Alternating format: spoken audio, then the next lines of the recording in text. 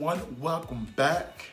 Today we're going to be making steak, Juevos Rancheros. Sorry, Huevo who? Juevos Rancheros. Hey, let's get to it. 3, 2, 1.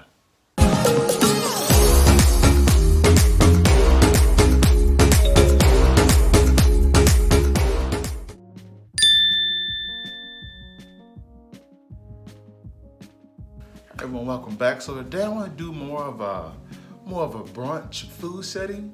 So today we're doing, once again, steak. It's going to be with the ribeye, and then we're doing Juevos Ranchero, which is one of my favorite dishes I loved growing up in Houston, Texas. We was around a lot of Latin culture, and that was one dish I always loved when I had fellow friends who were from the Latin community would make it. I was always the first one saying, "Where's my plate?" We're gonna first of all have our ribeye steak right here. This is gonna be about 13 ounces. This is prime. I like my steaks prime because I like the way they have the more marble, more fat, more flavor, right? And with that, we're gonna have 5 stems of thyme, 1 stem of rosemary, 1 tablespoon of butter. I'm gonna be braising it with that. Oh yeah, I said braising, so stick around, it's gonna be good. Then I've got the salt and pepper I'm gonna dash this with on the steak. You wanna let your steak always sit out, let it get to room temperature, because when you let it get to room temperature, the steak itself, the meat relax. So when you cook it, it has a better result of being tender compared to when it's cold or when it's frozen. The meat's chewy and it's rubbery. We don't want that. All right, then we're gonna have half a cup of black beans, because we're gonna be making refried black beans. And then we're gonna have also, with that, it's gonna be, get that in there, there you go. It's gonna be 2 tablespoons of yellow onions. We're gonna have 2 eggs, of course, to go along with our ranchero, because it wouldn't be huevos unless you had some eggs, right? Then I made right here, get that in there, I made my own version of Pico de Gallo. I'm gonna have that in the recipes down below, so check it out, because it's gonna be really good. For garnishing, I'm gonna have 2 tablespoons of green onions. I'm gonna have, right here, I'm gonna have half of avocado. That's gonna be also for garnishing. And last but not least, you're gonna be saying, "Jeremy, how is this low carb?" Well, I'm using the low carb street tacos. Each one of these are 3 net carbs. So you're looking at 6 net carbs for 2 of these tortillas. So it's a good thing, right?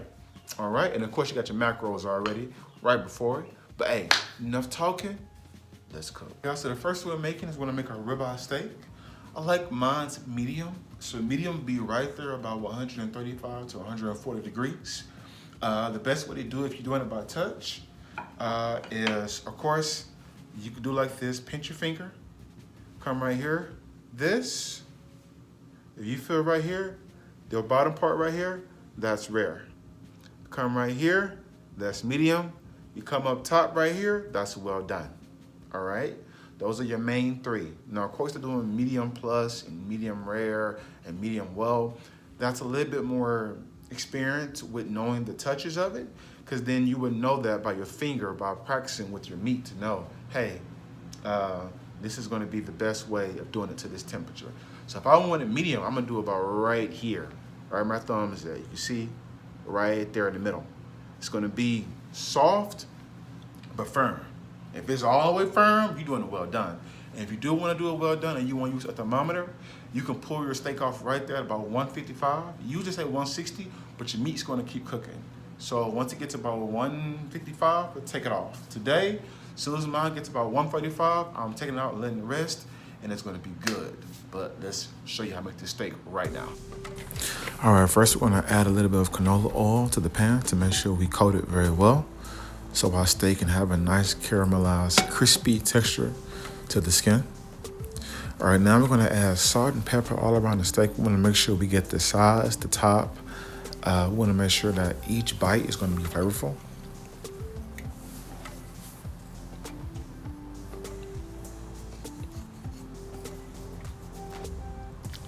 All right, now we're gonna turn it over and do the same thing to the other side.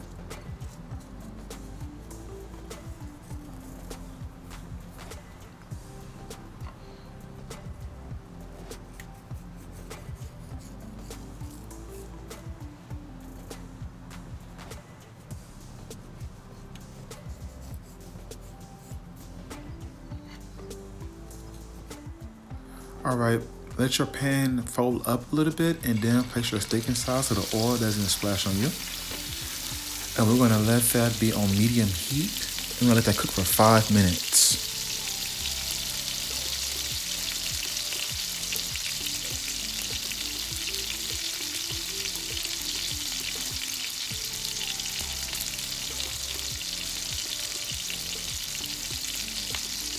All right, we're letting that cook, letting that skin get just right, crispy texture on the outside. And once again, it's for 5 minutes. No longer than 5 minutes, it should be just right.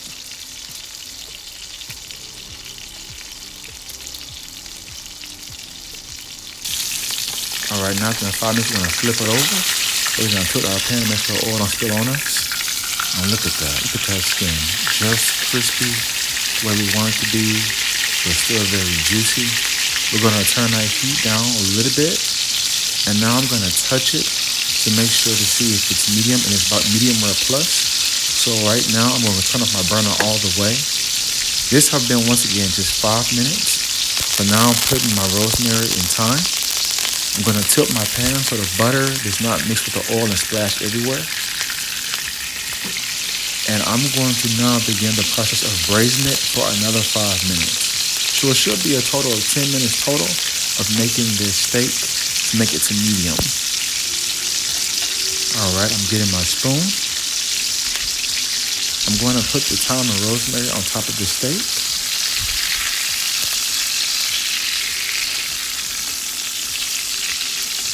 And now I'm going to begin the braising process. And as you see, as you're braising the steak, you want to turn your pan towards you. You want all the butter to come at the end of the pan, and you want to use the residual heat to cook the steak. Now, as you see right now, I've done 5 minutes and the temperature was at 135, so it's perfect temperature. Just let me know it's right at a medium. So I'm going to put that on my cutting board. I'm going to let my steak just rest. I'm going to let all the fat and the water within the steak go back into the steak so it stays juicy. And look at that. Look how shiny. Look how beautiful that is. Now, I currently have my steak resting, and I currently have my onions being sauteed. So at the current moment, it gives me a free moment to tell you about a quick story. Like currently this is Easter weekend, right? How many of you all had to dress up, put on this hot, tight suit, sit in church for about 3 hours, listen to a sermon, you hot, you hungry, you agitated? It looks something like this.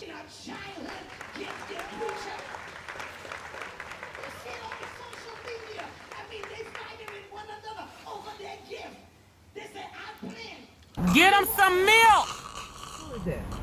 Get him some milk! All right, now I have a half a cup of black beans. We're gonna smash them down till they're very smashed so we can be able to make it refined to make our refried beans.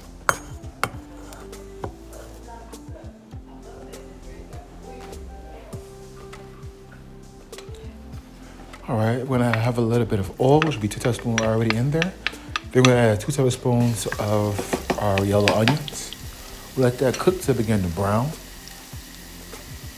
And once they brown and get a little more caramelized, then we're gonna add our smashed refried black beans to it. Now, as we add this to us, we wanna make sure we keep our burner at a low temperature. And we wanna make sure that we are turning it and we're stirring our black beans to make sure the oil is getting very saturated within the beans. And if your beans do come a little bit thickened, feel free to add a little bit of chicken broth or water just to make sure we have the right texture. Well, you saw there, I added a dash of salt and a dash of pepper just to give it a little more seasoning and flavor. All right, we're gonna stir, make sure it's just right.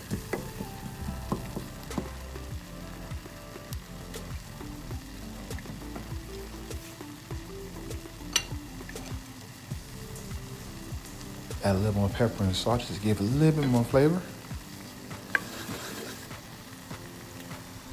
All right, and there we go. So we're gonna let that cook a little bit more for like 1 more minute, and then we're gonna pull it off. Now we're gonna add another pan, add a little bit of olive oil to it. We're going to get that coated all around the pan. This is gonna be used for our street taco tortillas. We're gonna let this cook just for 2 minutes on both sides. Heat should be on medium. After 2 minutes, we're gonna turn it over, just as such. And when we turn it over, we're gonna turn our burner off and let it cook for another 2 minutes, because the pan itself with the heat will actually still keep cooking the tortillas.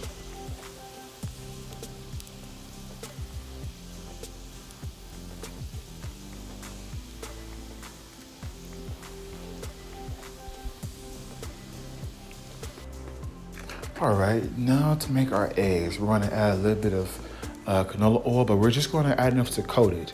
Anything extra, let's put that either in a bowl or let's put that in another pan to make sure that it's not overly coated with oil. Now we're gonna put a little nonstick spray to make sure that our eggs do not stick at all. And then we're gonna crack our 2 eggs into the pan. Be sure to be gentle. Let's make sure that the yolk stays whole so it has a nice pretty presentation. And when you're cracking it, make sure you're also careful not to crack any eggs in there. Since you're going to egg to pan and it's going to be heat, it may be a little bit dangerous to just try to grab it out of the hot pan. Now, once your eggs begin to sizzle and you begin to see that your cell membrane is being cooked very well, we're going to get ready to toss it. Right now I'm adding a little bit of salt and a little bit of pepper. And I'm going to move it around in a few minutes just to make sure that it's not sticky now whatsoever. And after this, we're going to flip it because we're going to make sure we make it as easy over. And we don't want it to be over medium, so we want to make sure we, once we flip it, we're going to turn our burner off. And we're going to let the pan finish cooking off our eggs.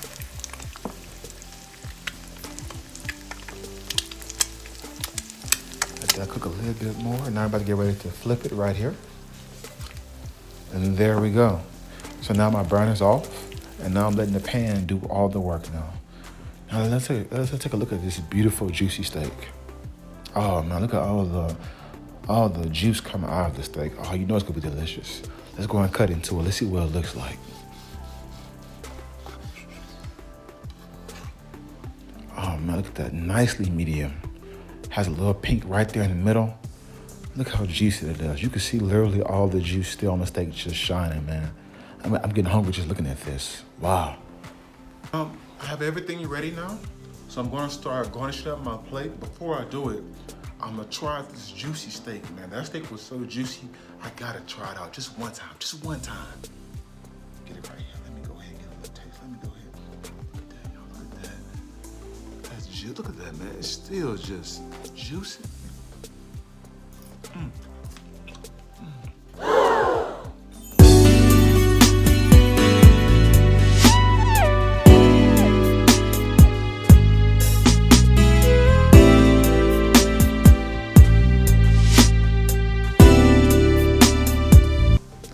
Foodie fam, I forgot where I was at. Let's get back to cooking.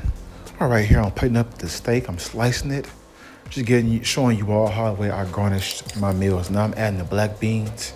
The whole goal to this is to make sure that all the colors and the textures are pairing as well as possible.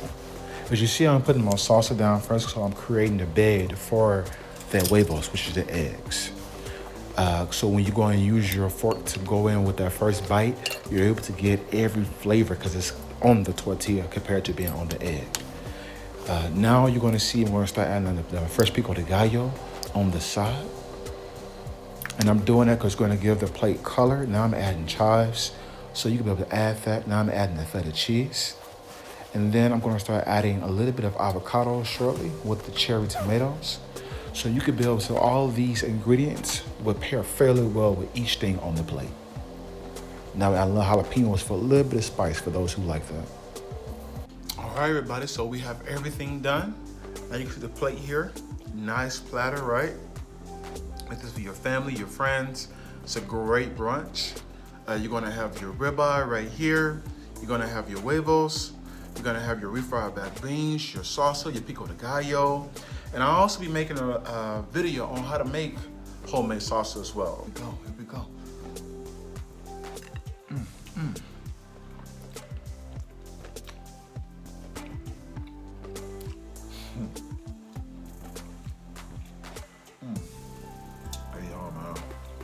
Get this recipe, try it out. It'll go with your family. It'll go with breakfast.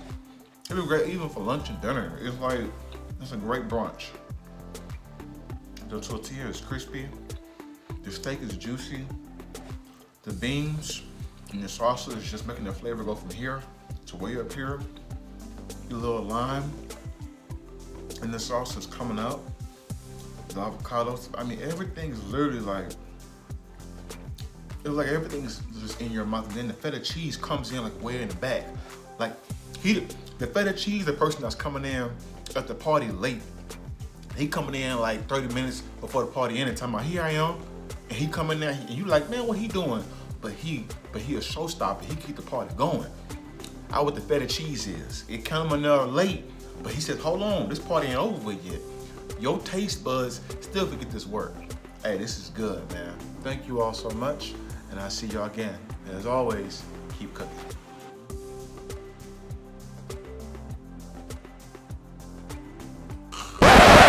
Get him some milk!